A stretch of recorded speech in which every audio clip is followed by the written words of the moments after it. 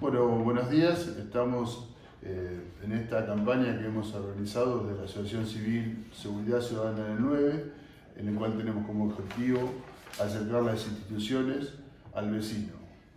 Bueno, hoy tenemos la posibilidad que nos brinda el doctor Casas, que es el juez de paz de la ciudad de 9 de julio, con el objetivo de que nos cuente acerca del funcionamiento del juzgado y luego hablaremos sobre violencia de género. Buen día, ¿qué tal? Buen día, bien. Bueno, primero que nada, agradezco esta posibilidad porque, bueno, siempre es importante, nosotros en el trajín diario de la cotidianidad se nos hace difícil por ahí disponer un tiempo como querríamos, como para informar a la gente sobre lo que hace la justicia, en este caso el juzgado de paz, en este caso el 9 de julio, que es muy importante porque es la única, siempre lo decimos los jueces y juezas de paz, es la única cara visible que en los lugares del interior donde no hay tribunales, la única cara visible del Poder Judicial de la provincia, ni más ni menos.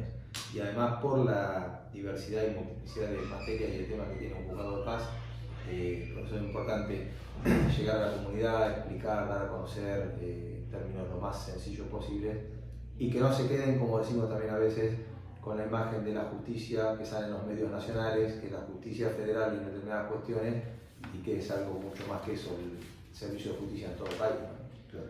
En la provincia de Buenos Aires, la particularidad, para que tenga una idea la gente, la justicia de paz, es decir, el 47% de la población de la provincia de Buenos Aires, de los bonaerenses, viven en lugares donde hay juzgado de paz, o sea, en ciudades que no son cabeceras departamentales.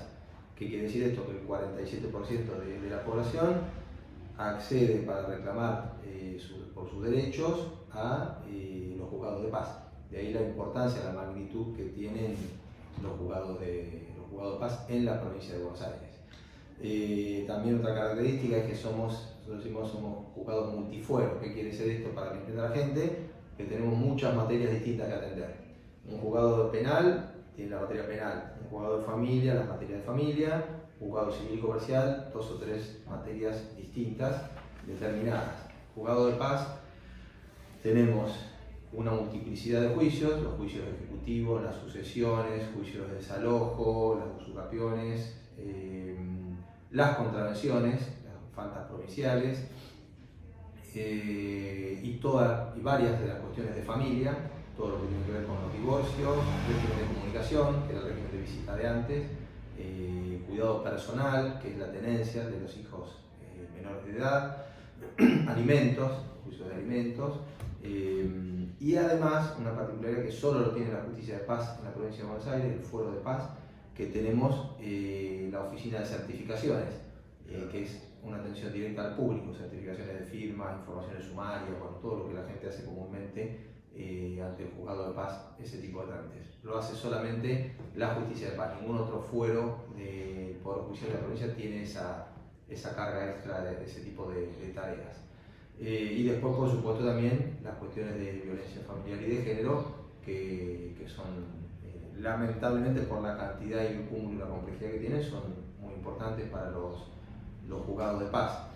En el caso del 9 de julio, lo que me interesaría, que ya lo dijimos, pero reiterar, es que hace poco más de un año nos incorporamos, somos 3 nomás, con los juzgados de paz de la provincia, estamos incorporados en el programa de oralidad en los procesos civiles.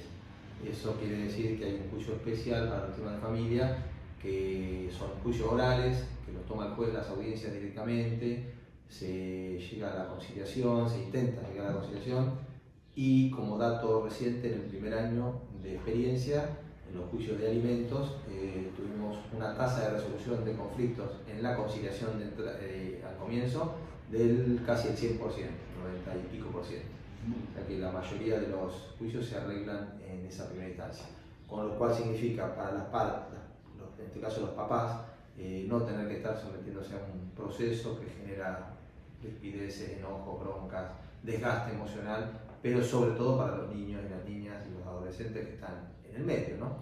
Así que es una experiencia bastante importante. Ahora vamos a incorporar 2 temas más de familia a partir de octubre y ya quedaría completo en este programa de la oralidad. La participación en este programa de oralidad de las partes, No, está bien, la pregunta no es solo la participación de las partes, sino también los letrados y las letradas, los abogados y las abogadas que intervienen, colaboran y mucho, sobre todo en la audiencia preliminar, que es donde se intenta llegar a un acuerdo. Hay muy buena predisposición para tratar de llegar a un acuerdo. En general, ya se ha dejado de lado, por suerte, o se ha superado, mejor dicho, la figura del abogado litigante, y más en estas cuestiones de familia, ¿no? Y es más un abogado, una abogada mediador, mediadora, que colabora y mucho, sin dejar de defender los derechos de sus patrocinados, ¿no? De sus clientes. Pero es muy importante la colaboración. Lo mismo también la colaboración que tuvimos en este caso y el apoyo de la Asociación de Abogados y del Colegio de Abogados de Mercedes. Y las partes, bueno, nos permite a los jueces un contacto directo con las partes, que eso es muy importante también, porque no llegamos a dictar una sentencia a través de un papel, una serie de papeles, ahora de la pantalla, porque ya no está el expediente de papel, sino que tenemos el contacto directo. Y entiendo que para las partes también es lo muy importante, cara a cara con el juez, la cercanía con el juez, poder conversar cara a cara y ver las realidades de estas cuestiones de familia, que detrás de un juicio de alimentos como de otra cuestión de familia hay varias cuestiones que no son estrictamente jurídicas, pero que es importante tenerlas en cuenta para resolver, ¿no? ¿Había algún dato, o sea, previo a la realidad que estas cuestiones, en la cantidad de resoluciones, aumentó con la realidad o esto se mantuvo, nomás que en un proceso más chiquito, más corto? La resolución, no, lo que sí se hizo es evidente hasta ahora, en este primer año que tenemos, que se resuelven mayor cantidad de juicios al inicio.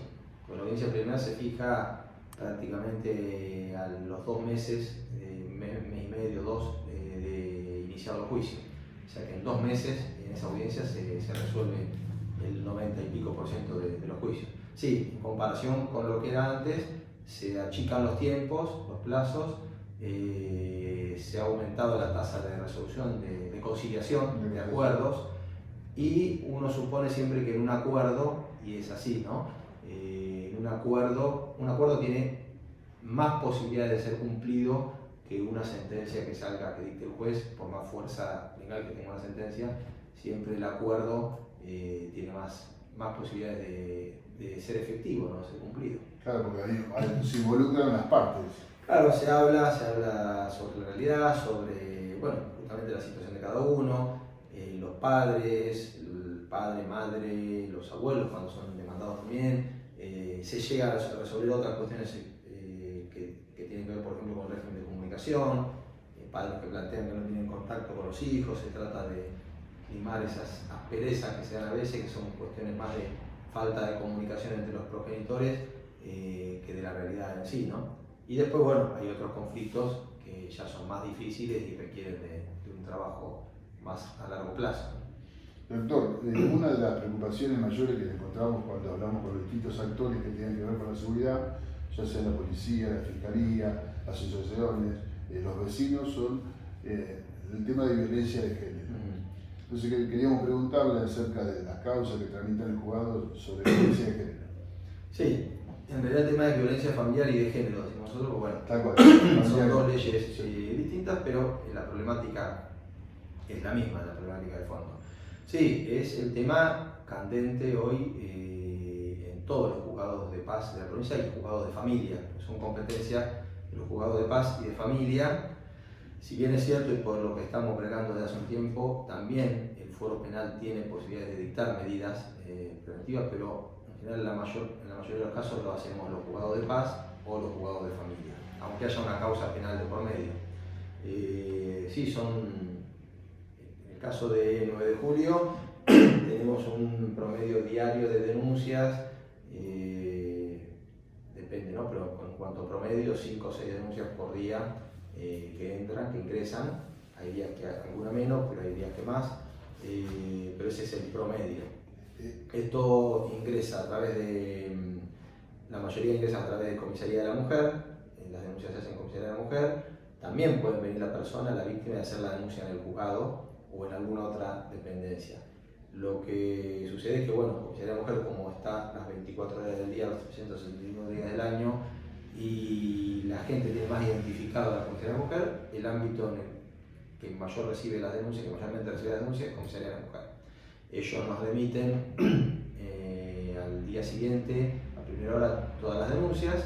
Esto está todo también en 9 de julio, no todos los juzgados lo tienen, nosotros hace un tiempito que lo tenemos, pudimos lograrlo con gestiones que hicimos junto con el municipio, de que Comisaría de la Mujer, la Comunal y otros organismos también de violencia de género, el área de violencia de género, el servicio local, cuenten con el token. El token es el dispositivo electrónico que permite que esto se maneje todo de manera electrónica, que no sea necesario hacer circular el papel, lo cual le da más agilidad al trámite. O sea, en la mañana ingresan las denuncias del día anterior, son tomadas y el juzgado, y en general acá las estamos resolviendo, tomando las medidas en el día.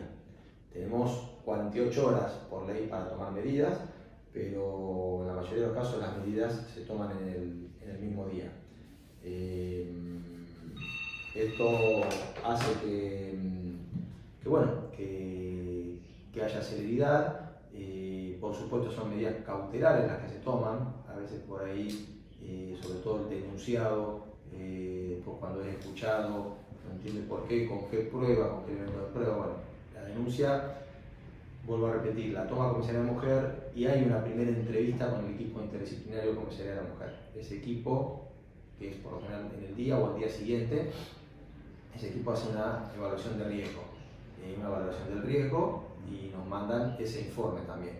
Si es un riesgo alto, medio o bajo, también el área de violencia de género o eventualmente el servicio local, cuando hay menores de edad involucrados, hace su informe.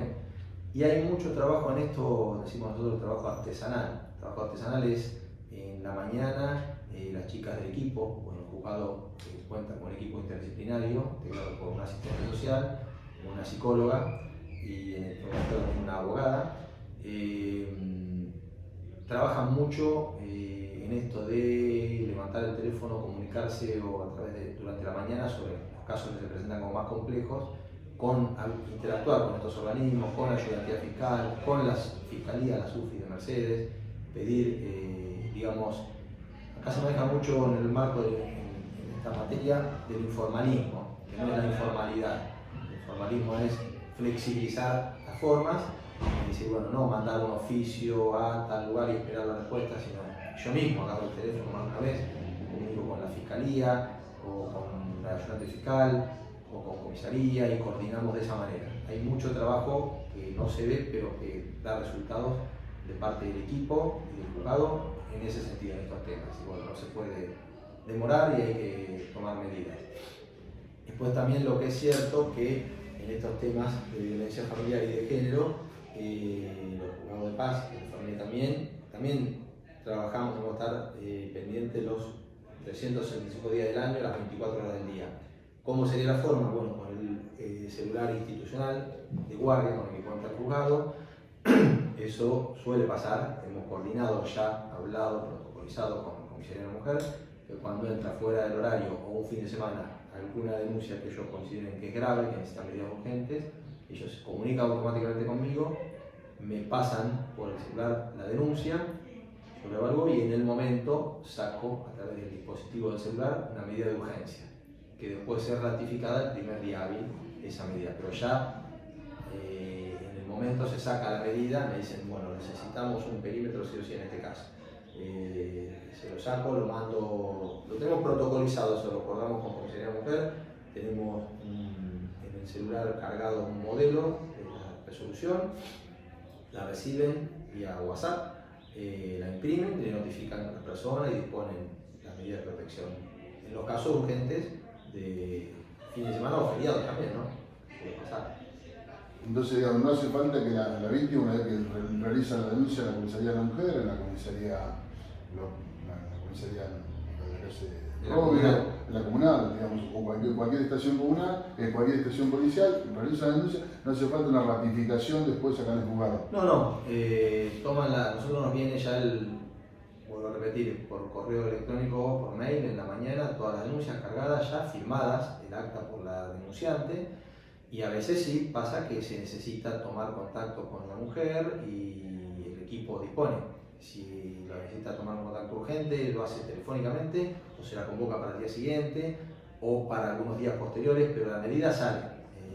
En algunos casos se rechazan, ¿no? Digo, son mínimos, pero puede pasar. Cuando no encuadra ninguna de las dos leyes, con la ley de violencia familiar, tiene que existir un vínculo familiar entre el denunciante, la víctima ser familiar o haber mantenido alguna relación de pareja, noviazgo o lo que fuera, algún tipo de vínculo de parentesco o familiar, formal o informal, con el denunciado para que esté dentro de la ley de violencia familiar.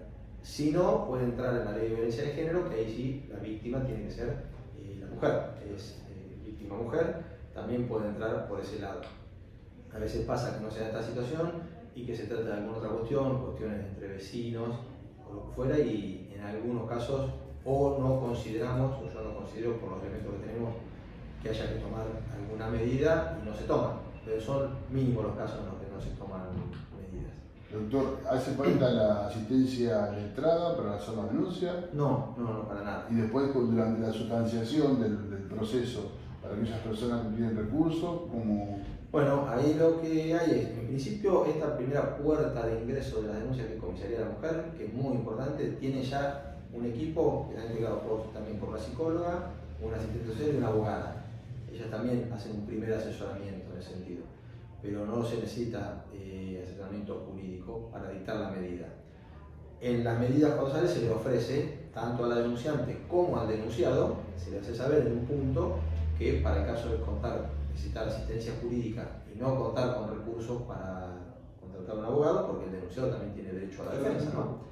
Se le hace saber que funciona el consultorio jurídico gratuito de la Asociación de Abogados los días martes y viernes de 10 a 12. En ese horario se lo asesora jurídicamente de manera gratuita. O incluso hay una modalidad del propio juzgado que es poder designarle un defensor de pobres, cumpliendo con ciertos requisitos. Pero la asistencia jurídica para la víctima no es necesaria. Cuando hablamos de las medidas precautorias, Sí. Para que todos las entendamos, Sí.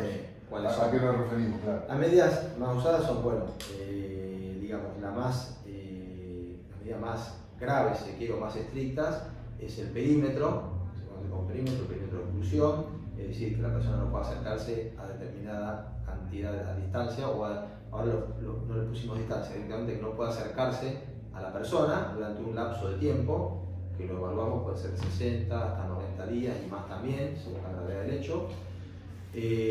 Otra medida grave, importante, es en los casos cuando la pareja está conviviendo, es la exclusión del hogar de la persona.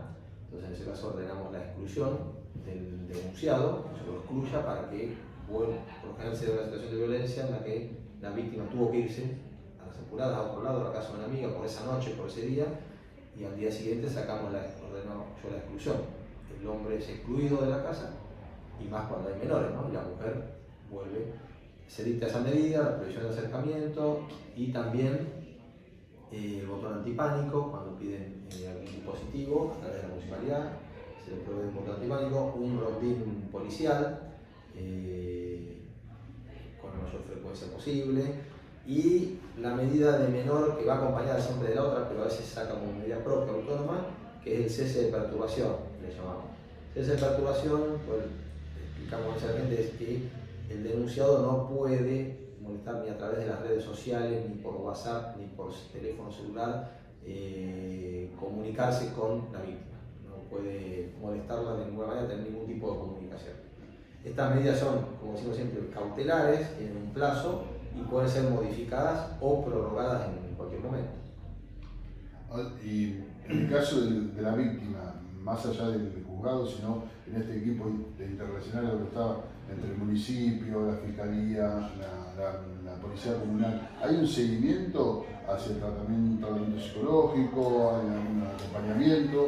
Sí, en realidad, según los casos, bueno, ahí se le da siempre intervención, siempre le comunicamos todas las medidas en la misma resolución al área de violencia de género, que es de la municipalidad, cuando hay menores al servicio local, y se designa un asesor también cuando hay menores.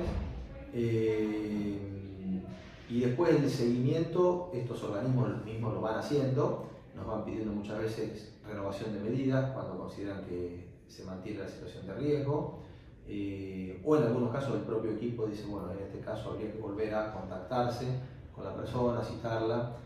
Tratamos de que haya un seguimiento, más está así determinado por la Corte, ¿no? Que tiene que haber un seguimiento antes de disponer, cuando finaliza una medida. A veces tomamos contacto y decimos al área de violencia de género a ver si considera, o a la propia víctima, Y en cómo está la situación, bueno, si cambió en algo o no. Es bastante común, suele pasar que vengan las víctimas, las denunciantes, a pedir levantamiento de medidas. En eso también el criterio que yo tengo, que el equipo lo sabe, como juez, que otros jueces lo tienen también, como regla general la medida no se levanta, no está decretada hasta que no termine, finalice. Digo como regla general porque hay casos excepcionales donde se justifica, tomamos la información necesaria como para decir, bueno, en este caso sí se puede levantar la medida. Pero por lo general no hay un levantamiento de la medida porque sabemos que el riesgo sigue estando latente, ¿no? Claro. Lo cual genera también molestia, aparte incluso de la propia víctima, cuando dice, no, pero yo no quiero que siga esta medida, porque entonces se trata de hablar, se le explica, y a través nuestro o a través del área de violencia de género, si la persona insiste en que quiere el levantamiento, bueno, se dispone el levantamiento de la medida. No nos queda otra porque tampoco se puede ir contra la voluntad de una persona, ¿no? Aparte sabemos que mantener una medida, la persona dice, bueno, yo igual voy a seguir viéndome con el denunciado. Bueno, entonces se deja constancia y se levanta la medida. Doctor, en cuanto hay una participación también, creo, una derivación al hospital, ¿no? Sí, también se interactúa mucho también con el hospital, sí, eso me olvidé de decirlo. También las chicas del equipo hacen cuando se necesita alguna intervención psicológica, es decir, que el denunciado, en el caso del denunciado, o la víctima requieran de una terapia, una evaluación psicológica, se deriva o a las salas, a los psicólogos o psicólogas de las salas, o al hospital, al área de salud mental del hospital. También me olvidé de nombrar al CPA, que es un órgano importante, cuando se manifiesta que puede haber indicios de adicciones, también se obliga a la persona a que tenga una entrevista, por lo menos una primera entrevista con el CPA, con el equipo del CPA. Ellos nos informarán si hay riesgo o no, si la persona reconoce su adicción y quiere seguir trabajando en la cuestión o no lo reconoce. Sí, y con esos organismos de salud también se trabaja mucho. Doctor, bueno, le dejo, no sé, alguna consideración que usted quiera hacer para todos los vecinos. Bueno, como consideración, en primer lugar, decirle que a veces suele pasar que, a ver, como vienen al juzgado y demandan alguna respuesta y no siempre es competencia del juzgado de paz. Lo tenemos que explicarle porque esto la gente no tiene por qué saberlo, lo que implica la competencia desde el punto de vista legal. Entonces decimos, no podemos tomar ninguna medida porque yo no estoy facultado como juez para esa materia, para tomar esa materia. Por ejemplo, el tema de salud mental, las internaciones, ya hace tiempo que por la nueva ley de salud mental no las dispone más un juez, sino el equipo interdisciplinario del hospital. Sí pasa a veces que articulamos con el hospital en los casos de violencia, cuando hay que evaluar a alguien y hay gravedad, lo puedo disponer, ordenar el traslado compulsivo de la persona al hospital cuando no quiere ir para que sea evaluado. En otros casos no, el hospital directamente, el equipo de salud mental está facultado y está organizado así con la policía comunal, articulado para que a la persona la trasladen aún contra su voluntad en ambulancia para ser evaluada. Pero el que dispone la internación es el equipo médico, psiquiátrico, de salud mental del hospital, no la justicia. Por eso a veces tratamos de explicarle a la gente hasta dónde podemos y hasta dónde no.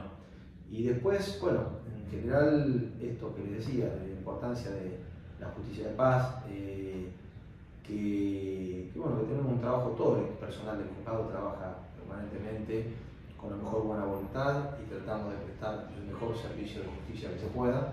Los problemas son cada vez más complejos, esto todos lo sabemos, que hay una conflictividad muy alta en la sociedad y a veces no es fácil el trabajo de estos conflictos, ¿no? Trabajar estos conflictos. Pero bueno, estamos tratando de el equipo, el juzgado, el personal se ha ido renovando en gran medida y siempre vamos tratando de mejorar día a día el servicio de justicia. Aparte nos vemos la cara en la calle, eso es la otra característica de la justicia de paz, ¿no? La cercanía. Nos encontramos en el supermercado, en algún lugar, bueno, está la cercanía. En algunos casos, para bien, y en otros casos, pues bueno, nos preguntan en la calle sobre alguna cuestión y yo no la tengo presente en el momento o no podemos dar una respuesta en la calle.